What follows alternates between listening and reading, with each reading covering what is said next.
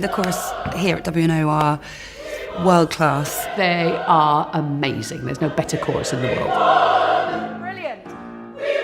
And to have the chance to play with the women is just going to be a blast.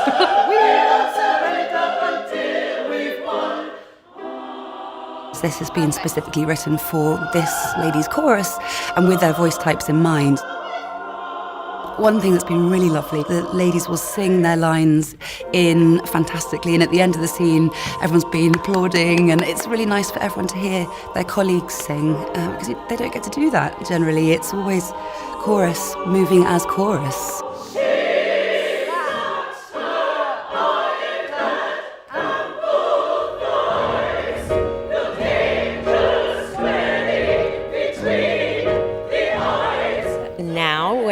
Week 2 of production, so we've done the music and now we're finally putting the moves in and seeing how it all comes together.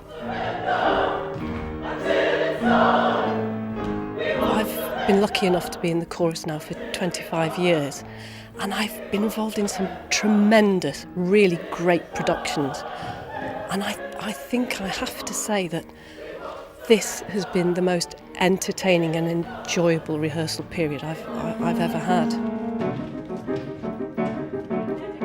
It's very much an Edwardian music hall. There's a little bit of cabaret-esque sort of style there, but it's an opera chorus, so we're mixing genre, but also it's told through humour. I think that's one of the real special qualities of this show.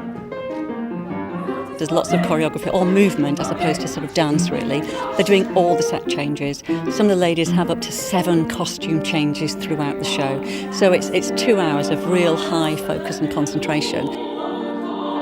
But then there are moments when that absolutely obliquely stops and you have a real focused moment which sends a little shiver down your spine. She's not expected to survive her injuries. There's no flowers in meadows or, kings in far-off places. It's gritty and relevant and really important to the current messages that we're all still trying to hit home.